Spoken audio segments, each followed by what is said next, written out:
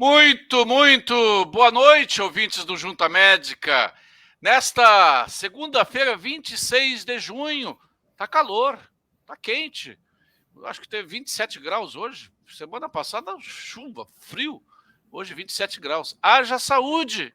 Aliás, o tema do Junta Médica é saúde. O Junta Médica desta segunda-feira, dia 26 de junho, sempre com o oferecimento da Hertz, a farmacêutica especialista em Consumer Health, com mais de 200 produtos que você encontra nas farmácias de todo o Brasil. O tema hoje, puxa vida, vai pegar quase todo mundo, é dor. Aliás, teve um ouvinte, a dona Gladys, querida dona Gladys, que ela e as irmãs dela me doaram a máquina de escrever, que foi da mãe delas, durante 40 anos. Eu coleciono máquinas de escrever, né? E a dona Gladys é tão querida, disse, hoje o programa é dos Condor.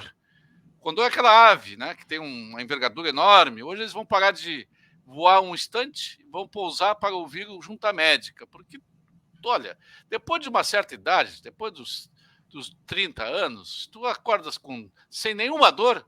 Desculpa te dar a informação, você morreu, né? Depois de 30, acordando de manhã, não tem nenhuma dor, tá morto. Mas quais são que tipos de dores que nos acompanham no dia a dia? São dores funcionais, dores de fundo neurológico, dores de fundo muscular, dores posturais, enfim, isso que a gente vai. Vamos mergulhar sem dor no universo das dores, e para isso nós convidamos 4 especialistas.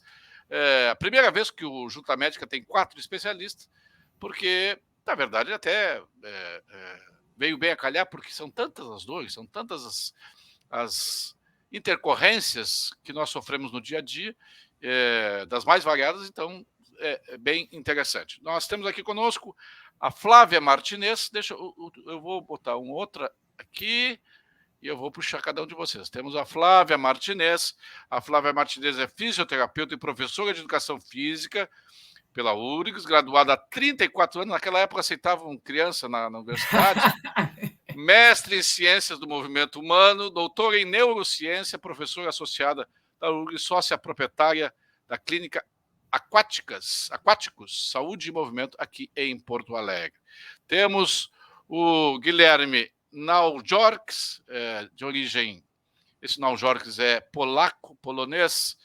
Ele é fisioterapeuta, especialista em joelho, atuou em todas as áreas fisioterapêuticas da Clínica Viver, fisioterapeuta por 15 anos em Porto Alegre, atuou como fisioterapeuta aquático do Clube Geraldo Santana. Hoje ele atende como osteopata formado pelo Instituto Brasileiro de Osteopatia. Depois até vamos querer saber o que é osteopatia, porque a gente ouve falar de fisioterapia. A doutora Ilka Lindenburger, Ilka Benedetti Lindenburger, imagino que é uma mistura, né, de italiano com alemão.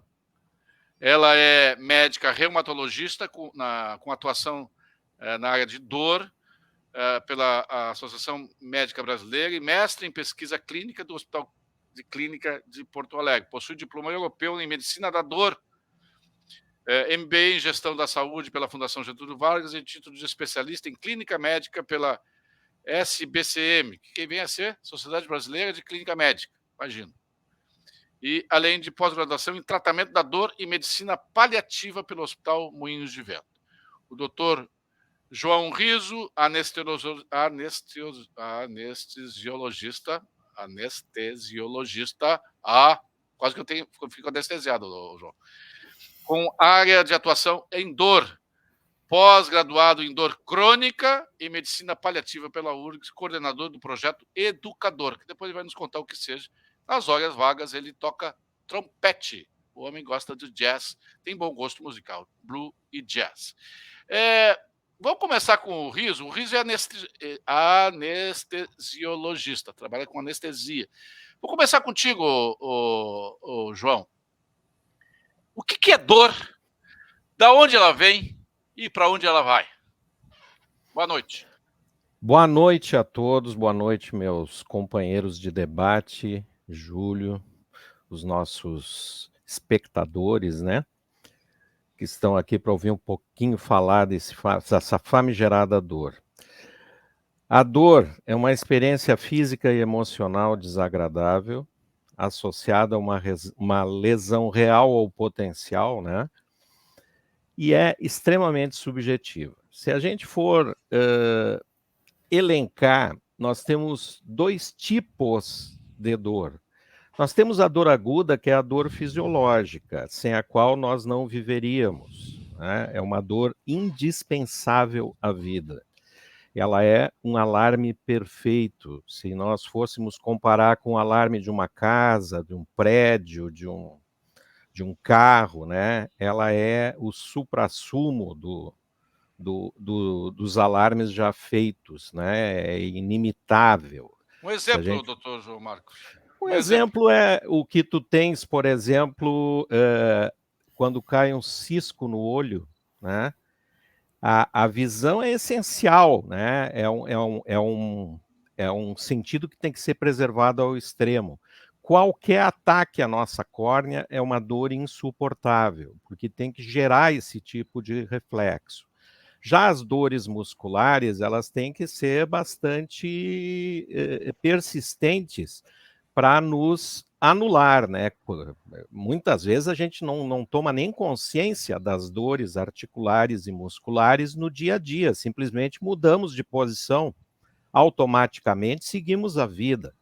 Mas uma lesão no olho, um cisco, uma coisa assim, não é possível, né? A meninge, que é uma das camadas que protege o cérebro, por exemplo, quando atingida, ela grita na hora, né? A gente tem isso como um grande protetor, né? As dores viscerais, as dores que estão dentro do nosso abdômen, do nosso tórax, né? A dor do infarto do miocárdio, né? Que é um músculo especial, esse músculo cardíaco. Então, essas dores, as dores são proporcionais à importância dos órgãos que são protegidos. E essa dor é muito, diria que é espetacularmente bem-vinda, que é a dor aguda. Nós não podemos, né, e para isso que tu tem aqui 4 especialistas aqui debatendo, com o mesmo fim, que é defender, tentar prevenir a cronificação da dor e também a permanência dessa que seria daí uma doença, chamada dor crônica, né? Existe todo uma alteração, né, causada pela dor aguda persistente que leva à dor crônica, que aí a gente deixa de ter o alarme para ter uma doença bem difícil de tratar, chamada dor crônica. Obrigado, doutor João Riso. Doutora Ayuca, o João Riso falou que a dor é um alarme. Então, ela não é a causa. A gente tenta, às vezes, achar que, bom, eu vou resolver a dor, resolver a causa. Nem sempre, né, doutor? A dor pode ser... não adianta... tem um incêndio. Eu fui lá e cortei o fiozinho do alarme. Resolvi o problema do incêndio. Não, né? Boa noite. Boa noite aos colegas de hoje da Junta Médica. Obrigado ao convite, Júlio, e aos espectadores também. Fazendo um gancho com o que o doutor Riso colocou, trazendo para reumato, né, que é a minha especialidade, é muito importante a gente salientar para os pacientes que essas lesões, e aí eu pego o gancho do músculo, né, das sobrecargas, das mudanças posturais que nós fazemos no dia a dia para se adaptar a essas dores, que podem trazer aí um outro mecanismo que envolve a sensibilização do sistema nervoso central, que é o processo principal envolvido na cronificação da dor, né? Isso vem dentro da dor musculoesquelética, que engloba grande parte da minha área e que integra, né, os demais colegas aqui hoje. Muito tem a ver com um novo conceito agora, que antes a gente acabava classificando os pacientes como dor mista, que era os pacientes que ficavam no meio do caminho entre a dor nociceptiva, que é aquela da lesão tecidual, que muito bem explicada como na dor aguda, a gente tem uma percepção mais fácil, né, aquele corte, trauma, queimadura, e a dor neuropática, que envolve mecanismos tanto no sistema nervoso central quanto periférico. E dentro da dor musculoesquelética, onde engloba grande parte, né, dessas queixas, a dor nociplástica, que é uma amplificação, então, desses mecanismos, né? Por que isso é importante na detecção? Porque essa lesão que a gente está tendo aguda, repetitiva, o trauma na articulação, a alteração postural, o processo inflamatório autoimune, quando acontece na artrite reumatoide e outras patologias, espondiloartrites, na própria degeneração, que é a artrose, quando contínuo, podem levar a esse processo de cronificação da dor também. E aí os outros mecanismos, né, de modulação vão envolver não só tratamento medicamentoso, mas mudança de hábitos de vida e principalmente exercício físico para contribuir nesse retorno, vamos dizer assim, né, de normalidade para o paciente trazer mais benefício, redução da dor e qualidade de vida. Obrigado, doutor. Depois a gente vai voltar à área da reumatologia, porque são as articulações, né? E as articulações, elas produzem, até na reumatologia tem aquela palavra assim, reumatismo. Todo mundo, reumatismo antigamente é um nome genérico para um monte de dor que advém dos mau funcionamento ou algum problema, alguma intercorrência nas articulações. Flávia Martinez, fisioterapeuta Flávia Martinez, tu é especialista em movimento. O movimento pode causar dores, mas o não movimento também, né? Quando tu fica parado muito tempo num tipo de postura, quando tu não te movimenta, também o corpo também cobra um pedágio, não? Boa noite. Boa noite, Júlio. Boa noite, João, Ilka, Guilherme, a todos que nos escutam, nos assistem. Obrigado pelo convite de estar aqui discutindo com vocês esse assunto tão importante. E a gente viveu recentemente na pandemia uma experiência mundial de imobilidade, né? Ou de repouso prolongado, confinamento. E talvez muitas pessoas que não tinham a experiência da dor, da falta do movimento, passaram a ter. Primeiro, a se adaptar ao novo normal, ao home office, né, ao trabalho domiciliar, as muitas comunicações virtuais. Então, a falta de movimento, com certeza, ela é bem mais deletéria para o sistema musculoesquelético, neuromuscular e também para a dor do que o movimento. E uma das questões, ao encontro do que o João e a Ilka disseram, é esse paciente que muitas vezes tem uma lesão crônica, uma dor crônica, né, e uma sensitização central, ele acredita que o movimento vai piorar, e ele pode se tornar uma palavra que a gente chama de cinesiofóbico. Cinésio, movimento, fobia, medo.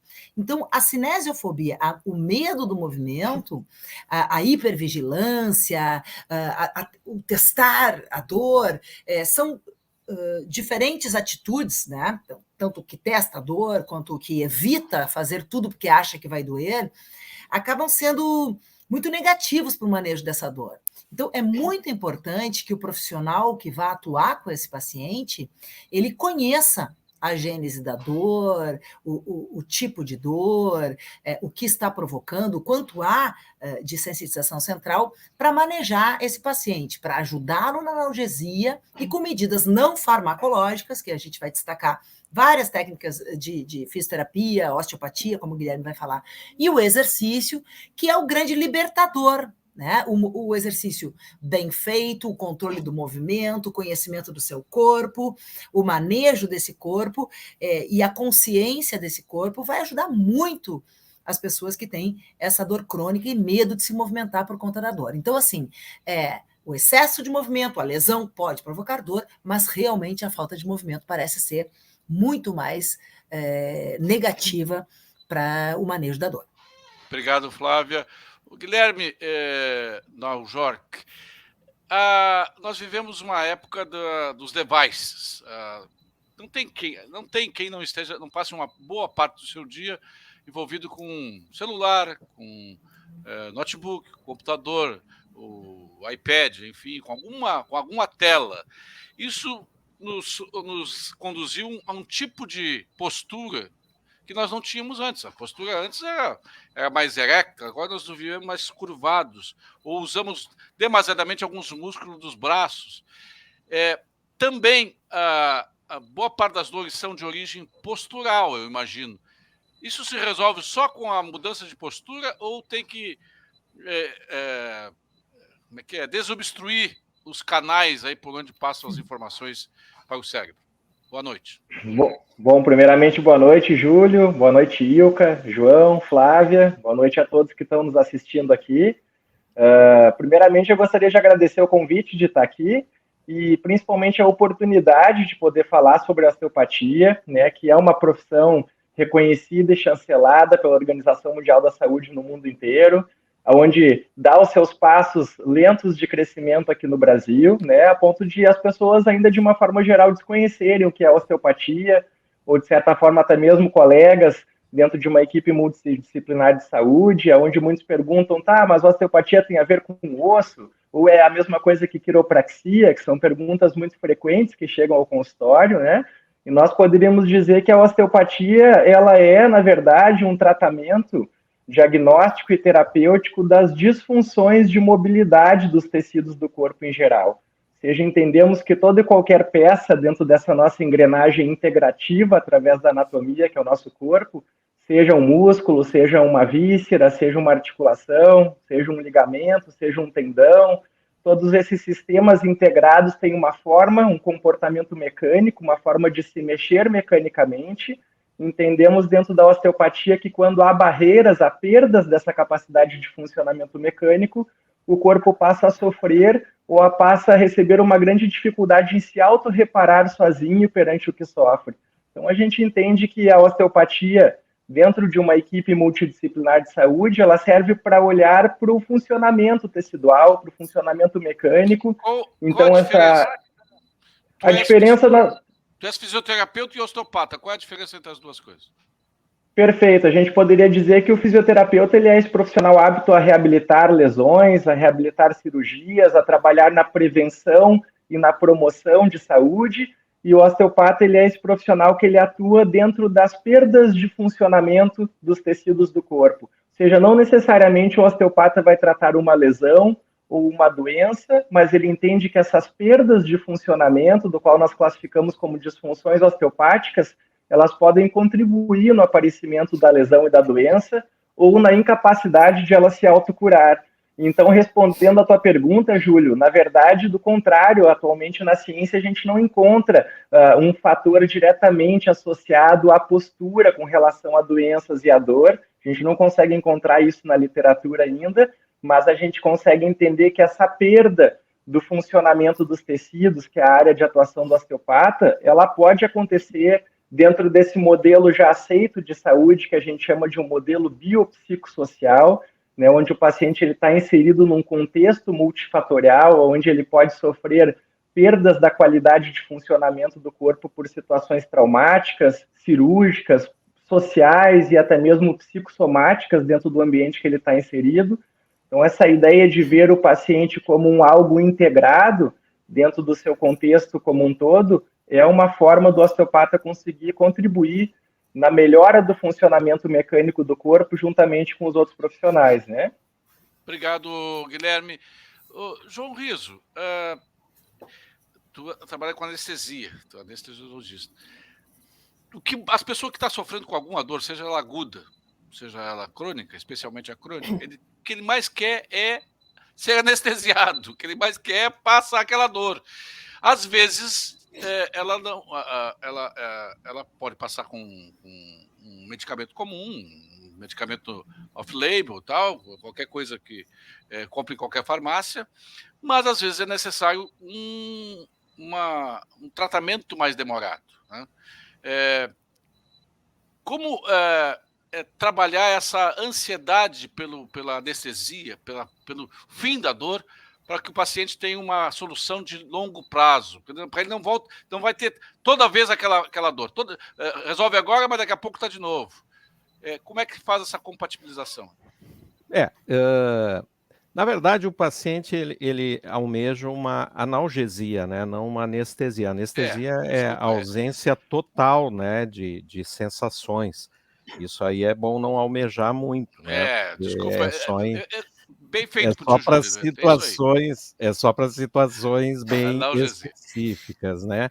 Inclusive, tem muitos estudos mostrando que áreas anestésicas que ficam, às vezes, no nosso corpo, em decorrência de tratamento ou lesão do sistema nervoso periférico ou central, são tão horríveis quanto a própria dor, né? A ausência de sensação na pele, em alguma região, né? Então, isso também é muito preocupante.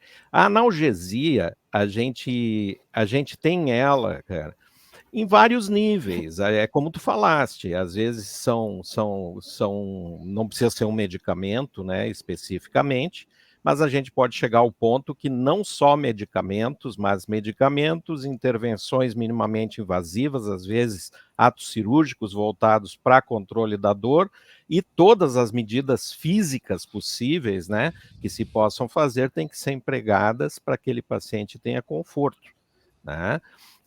E isso eu não estou falando só dos casos que são mais emblemáticos, que são, por exemplo, as doenças sem possibilidade de cura, né, como alguns casos terminais de câncer, que muitas vezes, né, quase 80% a 85% padecem com dores realmente muito intensas, né, que a gente tem que ser bastante agressivo no tratamento. Mas situações que não são malignas, que a gente poderia falar assim, né, como uma lesão que é muito comum nos dias de hoje, infelizmente, que é a chamada avulsão de plexo braquial causada por acidentes de moto, que é muito comum no nosso meio, né, e incapacitam, e é uma dor onde o paciente já não tem o movimento, né, ele perde completamente o movimento do membro superior, por exemplo, mas ele tem uma dor que é alucinante, a dor que ele tem, que é uma dor neuropática central pela avulsão, pelo arrancamento de um plexo neural. E isso aí vai ter que ser intervido por um neurocirurgião. Ele vai ter que fazer uma cirurgia na medula desse paciente. Então, a complexidade se dá pelo estudo da origem da dor, né? É evidente que os tratamentos também são direcionados ao tipo de dor, às características da dor, mas a busca incessante pela causa tem que ser feita, né? A etiologia da dor vai nos guiar bastante para o tratamento, né? Então é isso, a gente tem que buscar analgesia, e aí a gente sempre hoje tem até uma busca incessante para que seja feito o tratamento da dor aguda de forma agressiva e constante, para não virar dor crônica. Então, a gente explica até para médicos jovens e tal, que a dor tem que ser combatida no ninho, né? Tem que ir lá matar ela quando ela está começando, porque depois que ela toma conta, ela se torna uma grande doença que vai exigir não um profissional, mas vários profissionais atuando. Obrigado, João. Doutora Ilka, agora no Rio Grande do Sul houve uma polêmica aí que movimentou todas as paixões de colorados e gremistas, que é a tal da dor do Luizito Soares. E ontem quem viu o jogo do Grêmio viu que ele botava a mão nos dois joelhos e fazia cara de dor. É a tal da cartilagem do joelho, né? Tem um joelho dele que a cartilagem já foi pro saco e ele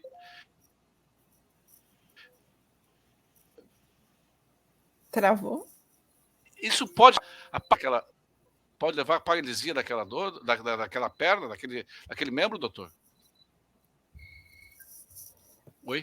Desculpa, que falhou um pouquinho durante a tua pergunta.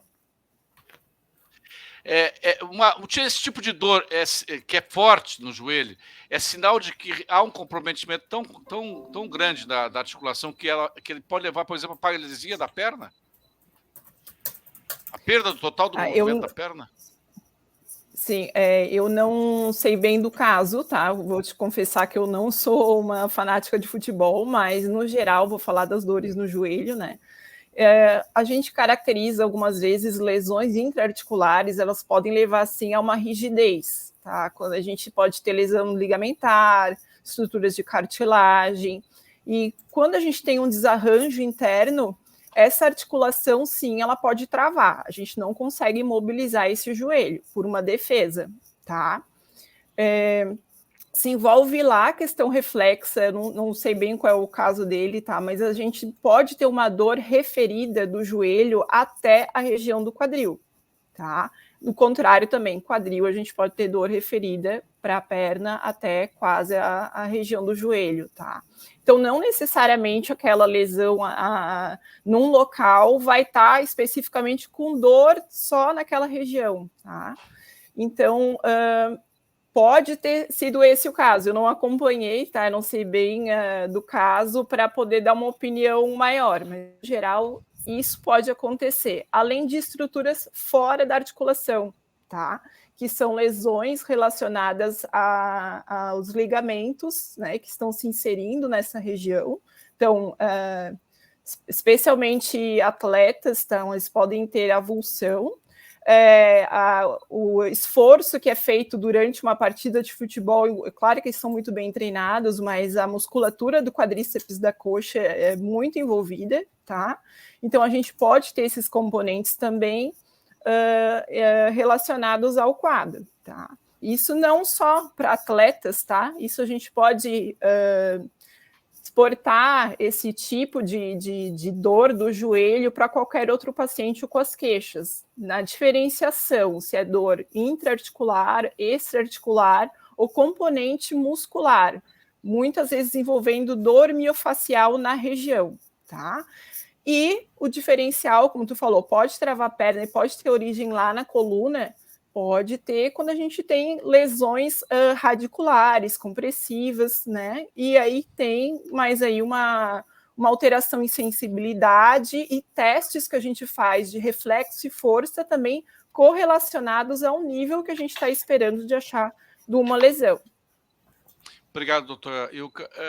Flávia, uma das dores que mais incomoda as pessoas é a tal da dor de cabeça, e quando ela, acho que deve ter uma classificação outra, que é a enxaqueca. Dizem que a enxaqueca não tem cura. Essas dores de cabeça, elas podem ter problema na coluna, elas podem ser resolvidas via uma fisioterapia, por exemplo, na coluna? Bem, Júlio, dor de cabeça ou cefaleia, né? Ela pode ter múltiplas causas. Ela pode ser enxaqueca, que aí eu acho que o João vai ter um arsenal aí de argumentos para nos desenvolver o que é a enxaqueca, mas há muitas dores de cabeça advindas, por exemplo, de tensão muscular. A Ilka acabou de usar um termo chamado dor miofacial, mio de músculo e fáscia das membranas dos músculos. Então, existem essa dor miofacial, que é advinda da tensão crônica, ela cria espécies de nódulos nos músculos chamados trigger points, pontos gatilhos. Esses pontos gatilhos, muitas vezes, eles dão dor referida, né? Um tender point pode dar dor local, um trigger dá dor referida. Então, é muito comum a pessoa ter tensão nesse músculo aqui, que é o trapézio. O músculo mais comumente tenso do corpo é o trapézio. Masseter, do bruxismo, trapézio. E quando tu tá com esse trigger point, né, esse ponto irritável do músculo ativo, pode ter dor aqui no fundo do olho, nessa região temporal. Então, essa é uma dor de cabeça advinda de um músculo tenso e disfuncionado. Eu também posso ter dor de cabeça advindo da cervical, né? De comprometimento cervical, da coluna cervical. Então, quando um profissional ele avalia, né? Um médico avalia um paciente com dor de cabeça, é fundamental que ele diagnostique a gênese, a causa dessa dor, para que a partir daí ele saiba articular o tratamento. Então, conforme o tipo de dor de cabeça, tem indicação fisioterapêutica mandatária. Conforme o tipo de dor de cabeça, o médico resolve com técnicas farmacológicas e outras técnicas. Na fisioterapia, a gente utiliza muita liberação miofacial, a gente desprograma esses pontos gatilhos ou esses trigger points, a gente tem uma série de manobras de relaxamento, de liberação neural na coluna cervical e, junto com isso, claro, orientação para esse paciente de como lidar com este corpo, com esse pescoço, com essa cabeça durante o dia a dia. A questão do bruxismo é importante de ser destacada, né? Muita gente tem trismo, briquismo ou bruxismo, e tem a placa, não usa a placa, e persiste com aquele, perpetua aquela tensão que inicia numa seta e vem para toda a região orofacial. Que tipo de dor, doutora? É aquela que parece estar enfiando uma agulha aqui nessa região do pescoço. É uma região, ela não é permanente, ela depende do movimento, depende da situação, mas parece ter enfiando uma agulha aqui. Não é uma dor, não é uma cefaleia, porque não parece ser uma dor na cabeça, mas é uma dor que chega próximo. Tem a ver com, em mim acontece quando eu estou extremamente estressado. Esse estresse tem a ver com o enrijecimento de músculos e nervos, por exemplo? Tu sabe, Júlio, que a musculatura cervical é a musculatura mais resistente da tua coluna, porque tu é capaz de manter tua cabeça ereta desde a hora que tu acorda até a hora de dormir. A gente chama atenção, por exemplo, se às 8 da manhã a pessoa tá conversando contigo segurando a cabeça, porque essa musculatura tem resistência, a musculatura que tem um tipo de fibra, que é chamada fibra de contração lenta ou vermelha, que ela é muito resistente para sustentar o teu pescoço, direcionar o teu olhar durante o dia. A gente realmente adquiriu uma série de hábitos diferentes, né, de posicionar a cervical por conta dos dispositivos que tu disseste. Então, é muito comum essa musculatura profunda e superficial ficar espasmódica, tensa e mal perfundida, que a gente chama. O sangue não flui bem ali, porque ela está tensa, ela está ocluindo o vaso, ela está produzindo resíduos dessa contração e, ao mesmo tempo, ela não está descansando. Então, é muito importante o sujeito saber relaxar, saber alongar corretamente, quando necessário for, ir a um osteopata ou a quiroprata, alinhar uma vértebra que esteja desalinhada, desde que haja um diagnóstico de disfunção aí osteopática ou quiroprática nessas articulações. Então, tu tem várias formas de abordar a dor de cabeça conforme a causa, mas é fundamental, né, Júlio, que seja diagnosticada a causa dessa dor para que o manejo clínico seja adequado. Isso. Esse talvez seja a coisa mais difícil, né, para nós que somos leigos, né? Às vezes a gente tenta conhecer o corpo da gente, e é bom isso, quando a gente conhecer para isso. Aqui é por causa daquilo. Quando a gente começa a conseguir juntar ler com crer, isso é bom. Ô, Guilherme, eu tive uma dor muito forte há uns meses atrás, o ano passado, de tendinite. E um amigo meu disse assim, eu tentei de tudo.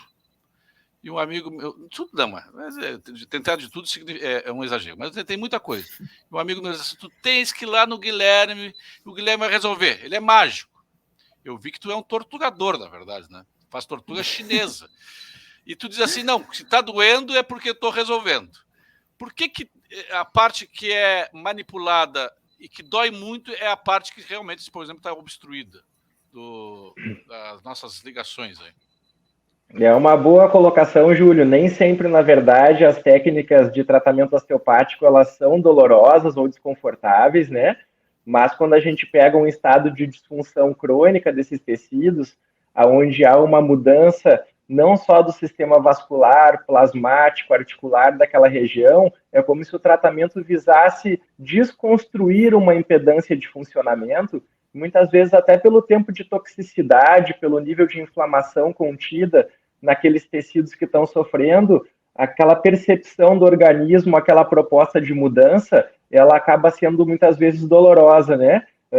Mas o mais importante é que a gente entende que toda vez que a gente faz um ajuste mecânico, seja de qualquer parte tecidual, a gente entende que isso gera uma reação química no organismo, onde em média 2, 3 dias pós-consulta ainda está tendo um processo de homeostasia, de reequilíbrio entre o funcionamento dos tecidos que foram tratados. Então a gente entende que muitas vezes o tratamento osteopático ele começa quando a consulta acaba, né? Então, ou seja, a gente quer encontrar uma disfunção, uma desordem mecânica para o problema e após tratá-la se entende que ali após consulta começa uma série de mudanças de homeostasia vasculares, plasmáticas que ainda estão num processo de mudança física com essas reações químicas, né? Inclusive com relação às próprias cefaleias, que também são grandes motivos de consulta ao consultório da osteopatia, a gente tem aí na literatura mais de 150 tipos diferentes de dores de cabeça, né? E como os próprios colegas já colocaram, saber delimitar o tipo e a causa dessa dor é muitas vezes também não necessariamente tratarmos, mas sabermos encaminhar esse paciente para um profissional que é especialista na sua área de tratamento, né? Então, como muito comum a gente recebe lá dores de cabeça que vêm de trás da nuca para frente da cabeça, onde são as famosas cefaleias de Arnold, que é a compressão do nervo suboccipital maior pelo tendão do músculo trapézio, e por ser uma compressão neural, de certa forma não é uma lesão, então a gente não encontra esses achados em exames de imagem, né? Muitas vezes a gente recebe pacientes tomando medicações, como a própria pregabalina, medicações para neuropatia periférica, que são muito importantes em determinados quadros clínicos, e outras, por serem uma compressão muscular num nervo, acabam não sendo o método mais efetivo de tratamento, como muitas vezes a gente pega dores no joelho, que foi o caso ali da doutora Ilka, onde a gente recebe um paciente com um joelho inflamado, álgico, e os testes clínicos nos levam a entender que pode ser um quadro reumático, um quadro de um paciente sofrendo de uma crise de gota por excesso de ácido úrico, ou até mesmo das artrites em decorrência de uma artrite psoriásica, uma psoríase crônica que passa a assumir um estado inflamatório dentro da articulação. Então, de certa forma, muitas vezes a conduta de atuação do profissional osteopata também é saber identificar e encaminhar esse paciente para a área de atuação mais lógica com o quadro clínico que se aparece, né? Obrigado, Guilherme. Quero mandar um abraço aqui para os nossos ouvintes, o Albenir Querubini, a Vânia Lofiego, Dida Garcia, JFG, a dona Orli Sebem, lá de Arvorezinha, a dona Almeri Castro, lá de Passo Fundo, lá de Pelotas, acho que é o Gilmar, Santa Maria Créditos, Rinaldo Penteado, Vera Lúcia Renner, Nilo Cardoso, Alejandro Argachá, Agnaldo Gonçalves, Renato Ferreira de Cachoeirinha, Michele Miller, o Ademir Bisotto também de Cachoeirinha, Irene Vobeto, o Sérgio Pinheiro, o Sérgio da Luz, a Vera Silva, Carlos Kovaski, Ricardo Acioli Gerard, o Carlos Pimmel, Janete Martins da Silva, Paulo Roberto, a Cláudia Araújo, o Celso Pereira, a Janete Silva, o Carlos Chiran, o Jorge Guerra, Sandra Castro, quem mais? A Clínica Andres, a Jupetec, a Michele Miller, o Guilherme Fergens. Às vezes tem que trocar o óculos, né, o Guilherme? Tá dando muita dor de cabeça por causa do óculos. O Guilherme da Ferges, José Roberto, Jorge Ramos, Janete da Silva, Roberto Marshall, Nadir Eichhoff, Jacques Flesch, a Carla Dutra, lá de Brasília, Marcos Rutsatz, André Feli, quem mais aqui? Aqueles que mandaram um oi aqui na live, porque tem muita gente que assiste quietinha, eu não tenho como descobrir, né? O Dalnei Fur, a Paty Cecegolo, o Ivan Marcelo, o Thiago Santos, o José Ribas, o Clóvis Reza, o Herão Ferreira, o Paulo Rubens Dias dos Santos. Antes, eu quero agora oportunizar que vocês, entre vocês quatro, conversem um pouco, aí 10 minutos, sobre o que vocês mais encontram nos consultórios de vocês, os encaminhamentos, as intercorrências, e curiosidades que vocês possam conversar profissionalmente. Eu, Júlio, vou ficar só ouvindo, eu e a audiência vamos ficar só coringando, espichando o ouvido para ouvir a conversa de vocês, ok? Fiquem à vontade. Bom, eu queria começar pelo gancho do Guilherme ali. O Guilherme falou uma coisa importante, que muitas vezes os pacientes, eles são medicados com algumas medicações, esperando que elas sejam analgésicas, né? E na verdade não é a razão, né? Muitas vezes os pacientes têm neuropatias ou neuralgias, estão usando neuromoduladores, né? O Guilherme citou um deles aí, de vários que existem, né? Mas são medicamentos importantíssimos para dor crônica, para dessensibilização, né? Eles não são analgésicos, mas eles têm que entrar na receita, no menu de todo o tratamento de dor crônica. A dor crônica, ela é tratada, e eu acho que os colegas podem divergir ou não disso, mas ela é tratada em cima de 3 pilares. Um dos pilares é medicamentoso, o outro pilar é a atuação física, né? Que a gente pode colocar como atividade, mas aí entra tudo que é determinado por cada paciente. E um terceiro pilar se chama psicoeducação, né? A gente pode exemplificar um paciente que está usando um neuromodulador para uma neuralgia de Arnold e acha que não está funcionando e vai procurar o fisioterapeuta, o osteopata, e simplesmente porque ele não foi orientado pelo médico que atendeu ele, por que ele está usando aquela medicação. né? Dor crônica não se trata com monoterapia, seja essa monoterapia física, seja de psicoeducação ou seja medicamentosa. A gente sempre vai usar os 3 pilares, porque senão o teto, que é o que a gente resulta em tratamento da condição crônica, vai desabar. Não tem o que segure, né? Muitas vezes a gente carrega mais num e no outro, dependendo da resposta, porque nem cada paciente é um mundo. O tratamento sempre é individualizado e com atenção ao detalhe, né? Então, as coisas jamais são excludentes, né? O Guilherme eu tenho o prazer de conhecer hoje, mas a Ilka e a Flávia sabem como é que a gente trabalha em clínica de dor, né? Que é a interdisciplinaridade, é a ordem do dia, né? E eu acho que esse é o grande segredo, né? As pessoas têm que saber que estão diante de um mal maior que se chama dor crônica, que é a sensibilização que a gente sabe que acontece tanto perifericamente quanto centralmente, né? Uma vez a gente se fixava mais na sensibilização central. Então, esse tipo de sensibilização, ela só vai dar para trás se nós trabalharmos em conjunto, né? Se nós fixarmos só num tipo de terapêutica, numa monoterapia, a falha é muito grande. A falha que eu digo, tu pode até ter um resultado mais imediato, mas a curto prazo volta tudo. Porque mesmo o modus operandi do paciente, geralmente o status de vida dele vai continuar sendo como era, né? É muito difícil uma mudança radical em função da dor, né? A menos que seja algo limitante, né? Então, esse é um recado importante, porque a interdisciplinaridade é fundamental no tratamento da dor crônica. Isso aí, pessoal, o que vocês gostariam de colocar a respeito disso? João, eu achei muito Fala. pertinente essa tua fala nesse momento, porque nós estamos aqui, muitas pessoas estão nos ouvindo, e muitas pessoas que provavelmente sofram de dor, ou venham a sofrer de dor, ou um familiar, e eventualmente esse paciente ora tem uma dor no ombro, ora ele tem uma dor no joelho, ora ele tem uma dor no quadril, e ele acha que quem vai resolver é o especialista em ombro, é o especialista em joelho, é o especialista em quadril, e ele fica muitas vezes pipocando em vários especialistas, não percebendo, não sendo orientado de que há especialistas em dor, assim como há o reumatologista, que é um especialista em tecido conjuntivo, tecidos moles, músculo esquelético geral, e que pode ajudar mais esse paciente, talvez, que tem múltiplas dores, e médicos especialistas em dor. Então, assim como há pessoas que não sabem o que é osteopatia, especialidade do Guilherme, que não sabem o que é fisioterapia aquática, a minha especialidade, há ainda pacientes que não sabem que existem médicos de dor especializados, que têm um conhecimento de farmacologia e de terapias não farmacológicas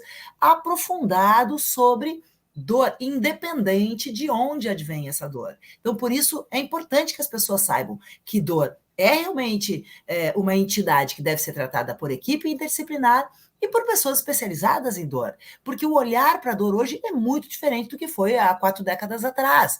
Então, essa atualização que está sempre modificando, ela depende de profissionais especialistas e de equipes multidisciplinares. Então, eu gostaria de corroborar isso que o João está falando e de convidar as pessoas realmente a conhecerem mais os especialistas e as equipes interdisciplinares especializadas em dor, porque vai ser bem mais fácil a solução dos problemas que podem estar levando as pessoas a tanto sofrimento. Perfeito, e até trazer também ao paciente essa contextualização do que é essa relação multifatorial da dor, ou seja, o paciente ele tem que assumir por entendimento a responsabilidade da sua melhora, né? Não confiar unicamente ao profissional por uma única conduta unidirecional, um processo de melhora, mas ele ter ciência dessa mudança necessária, muitas vezes, do seu hábito social, do seu hábito de vida, muitas vezes no contexto psicossomático que ele está inserido, sem contar toda a parte física com relação à ergonomia de trabalho, à atividade física, de certa forma, essas dores que também são muito vinculadas a um tempo de permanência numa mesma posição, mas que a gente não consegue associar de uma forma direta à postura, né? mas acredito que em ambas as nossas áreas a gente tem esse dever também de prestar como consulta a informação em saúde, né? Orientar o paciente com relação à necessidade dessa visão multidisciplinar faz parte do tratamento, tanto quanto a conduta direta da técnica ou do medicamento ou da aplicabilidade, né? Perfeito. Pegando o gancho de vocês três, claro, Flávia, que assim, a reumatologia ela abrange muitas áreas, né, dentro da clínica médica, vamos dizer que é uma grande área, né, dentro da especialidade, assim, mas trazendo, né, a gente tem várias causas de dores, né, mas dor musculoesquelética principalmente, acho que vai ser um dos grandes problemas futuros, né, com toda a nossa mudança. A gente viu o reflexo disso em questão do lockdown que teve durante a pandemia, né, os reflexos que vêm depois disso, então aumento de quedas dentro de casa, pacientes perdendo massa muscular, a questão de sarcopenia, né, que hoje a gente fala bastante, esse medo, né, do início estava falando da cinesiofobia, isso é muito importante, essa visão e explicar principalmente a origem, como o Dr. João vem falando, na consulta e tentar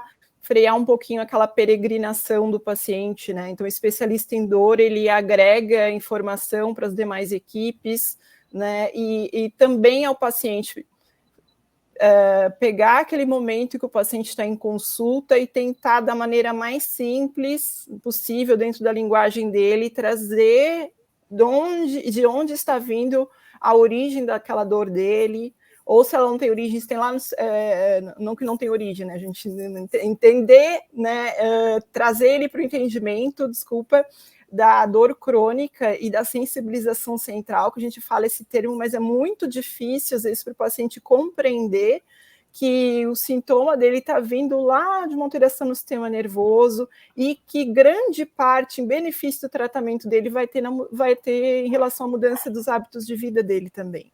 E de medicamentos, de explicar por que a gente está usando um remédio que por bula é um anticonvulsivante, é um antidepressivo, com esse fim, onde é que está agindo, o benefício, né, que vai ter em liberação miofascial, em fisioterapia agregada, ao componente biopsicossocial, que tem essa questão também da experiência prévia de dor do paciente, cada um é único, e pode ter 20 pacientes com dor no joelho, cada um vai ter uma manifestação diferente, 20 pacientes fibromiálgicos, cada um tem um perfil, né, porque isso é individual, e também a questão de catastrofização da dor, que eu acho que é importante a gente também abordar, para que até colegas também tenham essa visão mais ampla do impacto que tem a doença e do perfil do paciente também traz em relação à sua dor crônica, dessa peregrinação e achar que, né, nada está resolvendo, de ter esse perfil e onde trazer uma abordagem com terapia comportamental vai ser muito importante para esse paciente também. Obrigado, doutora Ilka. Eu quero passar a fase das perguntas. As perguntas são muito parecidas hoje, então vai dar para a gente agrupá-las bem. Eu quero. A Hertz é uma farmacêutica especializada em consumer health, tem alguns produtos para dor, essas dores mais comuns do dia a dia, o day by day, assim, que você não vai... tá com um inchaço da perna, tá com algumas coisas comuns, o cansaço. Então, tem algumas coisas aqui e eu vou apresentar para vocês o ICE, o Relaflex, que é uma linha de relaxantes muscular com 3 apresentações. ICE efervescente e Sport. O Relaflex ICE possui na sua fórmula arnica e mentol, que proporciona uma sensação agradável de relaxamento e imediato frescor. O Ice efervescente é a versão mousse do produto, que trata dores e desconfortos e proporciona uma sensação refrescante e alívio imediato. O relaxante Sport, o Relaflex Sport, possui ação anti-inflamatória e analgésica, que auxilia no alívio e desconforto muscular. Tem a arnica. Bom, a arnica eu conheço desde quando era criança. A arnica é uma planta medicinal rica em flavonoides, A palavra arnica quer dizer pele de cordeiro, porque a folha da planta ela é bem sedosa.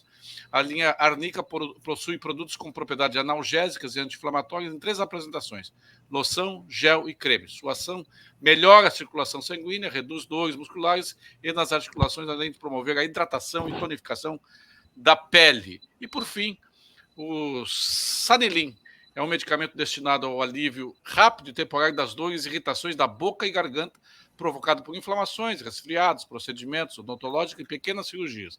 O Sanilin possui múltipla ação anti-inflamatória, antisséptica, analgésica e anestésica e age localmente nos tecidos inflamados, combatendo a dor e a irritação da garganta, disponível nos sabores menta, mel e limão.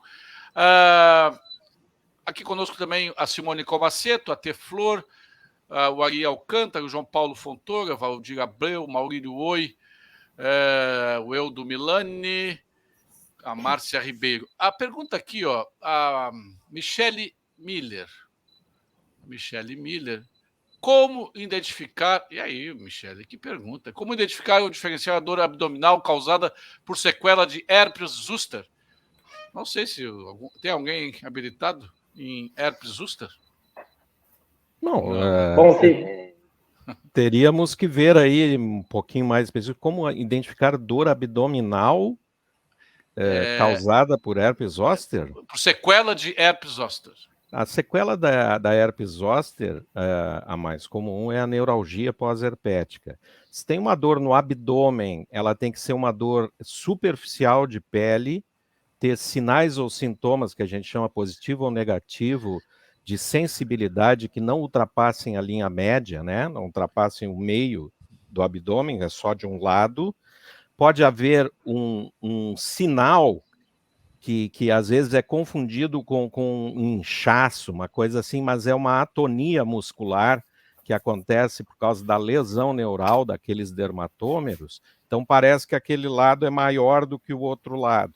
E existe uma dor ou uma sensação que pode ser até prurido, pode nem ser dor, pode ser só coceira, mas pode ter uma sensação que a gente chama alodínia, que é a roupa pegando naquela pele e causando uma sensação desconfortável ao extremo e até dor em queimação ou choque elétrico naquela região da pele do abdômen, é tudo superficial, tá? A neuralgia pós-herpética é uma sequela de uma neurite da inervação que vai dar a sensibilidade, né? Às vezes pega um pouco da motricidade daquela região dos retos abdominais, mas é mais em função da sensibilidade da pele do abdômen. É assim que a gente identifica.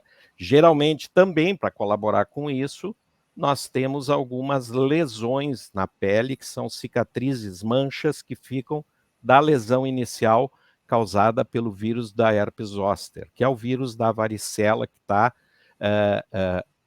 incubado nos nossos gânglios da raiz dorsal do nosso corpo e podem pegar abdômen. A maioria das vezes, é na região torácica, é nas costelas, aqui na região do lado aqui.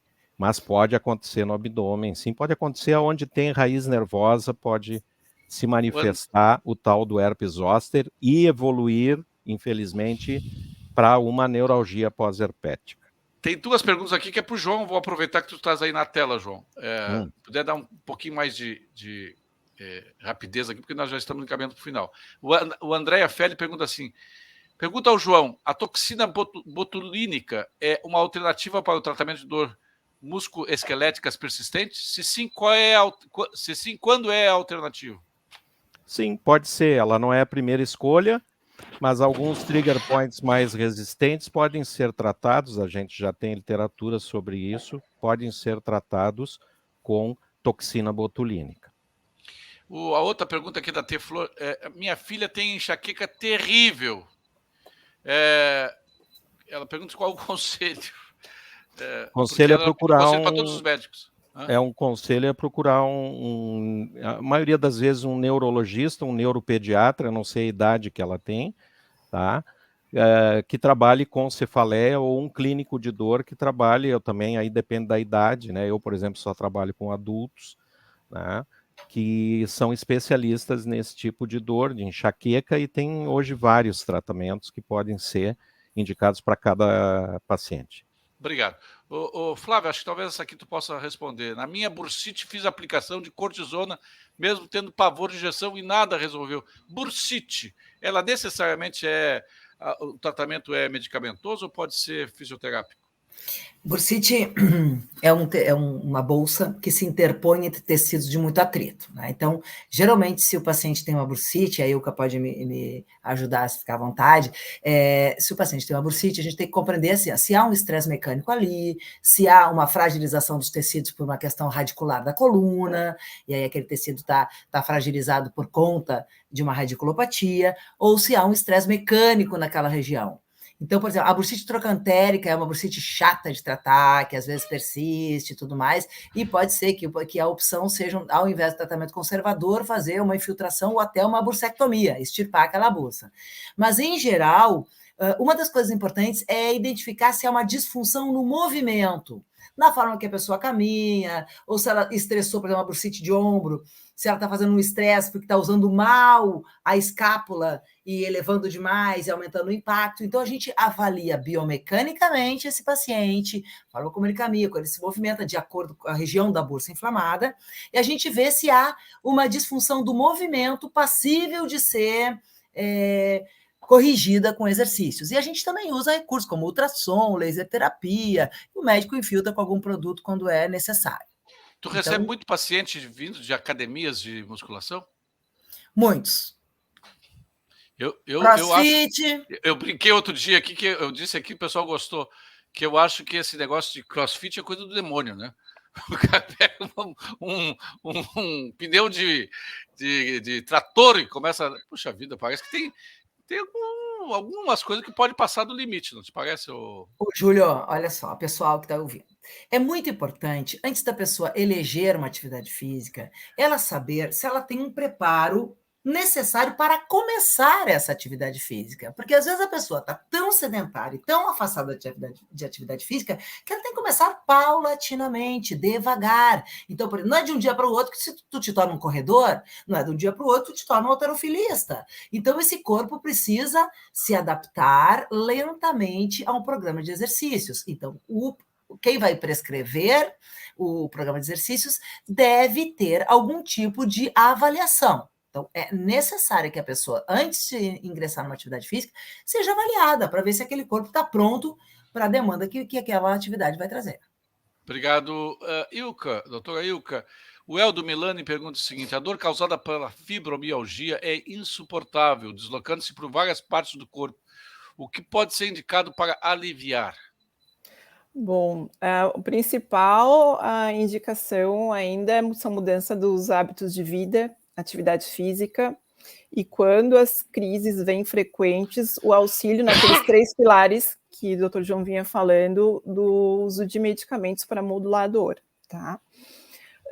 Muito vai também relacionado a gente avaliar outras causas, tá? Porque uma fibromialgia que é refratária a tratamentos, a gente tem que sempre rever todo o histórico do paciente, tá? Para ver se existe alguma outra causa, tá? Para que possa ser tratada, ou alguma causa adjuvante que esteja contribuindo e não, na verdade, só a fibromialgia ou a sensibilização central. E aproveitando o gancho da Flávia, que em relação à bursite, excluindo depois as causas biomecânicas, é sempre importante a avaliação no reumatologista para ver se algum processo inflamatório, autoimune, não está corroborando a persistência desse quadro, tá bem? O Vitor Blade Moraes tem uma pergunta bem interessante aqui, curiosa. Como amenizar a dor que persiste mesmo após a amputação de um órgão? Como, por exemplo, continuar sentindo dor nas pernas amputadas? Aí eu quero botar um rabicho nessa pergunta. Existe dor psicossomática? A pessoa não tem nenhuma causa que não psicológica e ela sentir dor? Não sei se é o mesmo caso, mas ela teve uma perna amputada e sente dor no pé. Não, a dor do membro fantasma existe. Acho que a experiência do Dr. João Riso pode ser um pouco maior no centro de dor, até para falar sobre isso. Faz bastante tempo que não trato esse tipo de dor pelo perfil da minha especialidade, tá? Mas a dor aí psicossomática é praticamente um diagnóstico, eu até ouso dizer, de exclusão. A gente, para falar nisso, primeiro a gente tem que procurar todas as causas bases, entender o paciente globalmente para poder formular isso, para não deixar passar uma causa tratável. Essa é a pergunta do Agnaldo Gonçalves. A dor pode ter causa psicossomática? É isso aí. Pode ter sim, mas ela sempre vai passar por toda a avaliação. Uma exclusão. E aí a gente pode ter quadro sim. O Guilherme, tem aqui um ouvinte dizendo que tu é mágico. Que é assim... Doutor, não, na verdade, isso é um grande mito. A osteopatia ela é uma ciência anatômica, biomecânica, viu? Eu te chamei de torturador e para compensar, alguém está te chamando de mágico aqui. André Fioli diz, Júlio, realmente o Guilherme é um baita profissional. Parece mágico, parece. Ele diz. Laís Messa diz, osteopatia é maravilhoso, todos precisam conhecer. O Ari Alcântara está dizendo que resolveu o problema dele, porque o Ari Alcântara tem 75 anos. Cara, eu queria ter em termos, né? A disponibilidade, a disposição dele, mas eu também não faço nada para ter também, né? Mas ele joga golfe, joga golfe 2, 3 vezes por semana, ele é corredor, ele joga polo, e ele diz que eu estou tendo um ótimo resultado na lombar com tratamento de osteopatia. Osteopatia, já explicaste, né? Mas ela funciona para qualquer parte do corpo, não? É uma boa pergunta, Júlio, porque a osteopatia ela realmente faz o exercício de integrar esses diversos sistemas, né?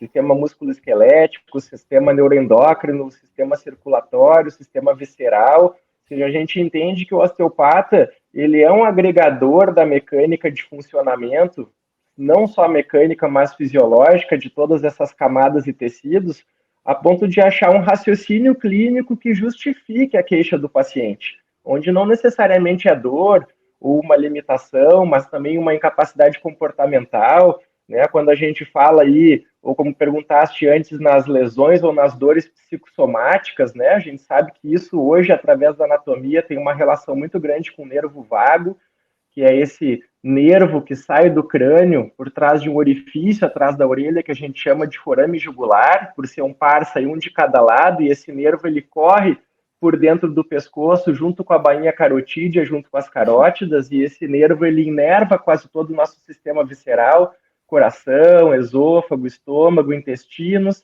e esse nervo é, como a gente chama, comandado principalmente pelo sistema nervoso autônomo parasimpático, ou seja, como o próprio nome sugere, ele é um sistema autonômico, ele tem vida própria, a gente não exerce um controle voluntário sobre ele, né? Se eu mandar um comando para o meu coração parar aqui agora, ele não vai me obedecer, porque é o sistema autônomo que comanda ele, mas ele é altamente sensível às emoções. Então, é dessa forma que as relações de estresse somático, de ansiedade, de raiva, de tristeza, de angústia, elas podem sim, através dessa inervação, mudar o comportamento mecânico do sistema visceral, ou até mesmo do sistema musculoesquelético, como a gente chama, são reações vagais, né? O dia mais importante da prova da minha vida me dá um mal-estar em gastrointestinal naquela hora, quase sou atropelado por um carro, meu coração dispara. São reações vagais, e essas sim podem ter uma relação direta com a mecânica de dor ou com a perda de funcionamento, mas sempre que frisamos aqui a abordagem osteopática, a gente sempre vai se referir à mobilidade, à motilidade do comportamento mecânico dos tecidos, ou seja, não temos como diagnosticar e exercer osteopatia sem um tratamento palpatório, só através de testes, tocando no paciente, desde testes globais a mais específicos, que a gente consegue chegar a essas disfunções. Obrigado, Guilherme. Quero agradecer a todos. Ô, João, tem várias perguntas relacionadas a isso aqui. Vamos ver se a gente consegue condensar. Dor de cabeça e enxaqueca. Acho que é a pergunta mais persistente aqui. Quero também agradecer a participação da Oliva Vivan, do Gilson, da Tânia Fátio, lá de Camboriú, do Paulo Roberto e da Evinha, Paulo Roberto Costa e da Evinha, da Zona Sul de Porto Alegre, a comandante Nádia, vereador de Porto Alegre. Enxaqueca e dor de cabeça, especialmente enxaqueca, que é persistente. Tem gente que já fez tudo quanto foi exame e não consegue se livrar da enxaqueca. Tu queres saber Tem cura? diferença? Tem cura. tem controle, né? A gente não fala em cura para ela, pode ser uma disfunção, cada um tem a sua ali, às vezes tem resposta hormonal em cima disso, né? Para ser mais breve, assim, dentre as enxaquecas, existem tratamentos específicos dependendo do que está acontecendo, mas depois de uma avaliação global, a intenção do controle da dor da enxaqueca é diminuir a intensidade da crise, alongar o período onde ela se apresenta, fazendo profilaxia, né? Tratando preventivamente e tendo um tratamento para a fase aguda, para as crises, para abortar a crise, um tratamento especialmente racional, né? Porque existe, às vezes, a emenda é pior que o soneto, né? Às vezes o paciente começa a receber medicações demais, de vários grupos, e acaba desenvolvendo uma cefaleia induzida por medicamentos. Então, tem que ter muito cuidado com isso, e existe tratamento específico, Júlio. Tem que ser avaliado e ter um tratamento individual para a sua enxaqueca. Obrigado. E Stacy Kent é bom para dores, doutor João Rizos? A Stacy Kent. Stacy Kent. A cantora Stacy Kent. O que ela tem? Jazz. Ah, sim. Pô, aqui está falando de medicamento. Stacy Kent. Claro. A Stacy Kent. É bom para a alma. É bom para a alma. Madeleine Pierrot. Sim, aí é para a alma, né? Clifford Brown, aí a gente pode falar, pô, achei que tá falando de um medicamento novo aqui. É um medicamento. E Guilherme, dá uma indicação aí de boa música, Guilherme.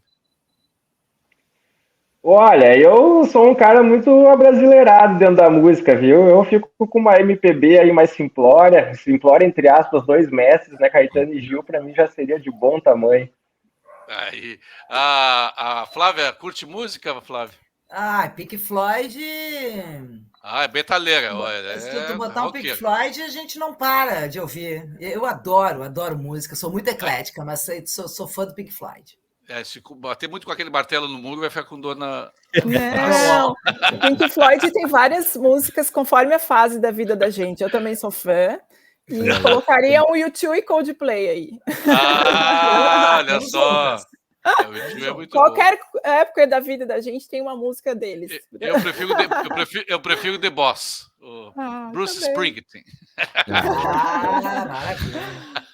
Muito obrigado aos nossos convidados especialistas. Espero que vocês tenham ficado com menos dores.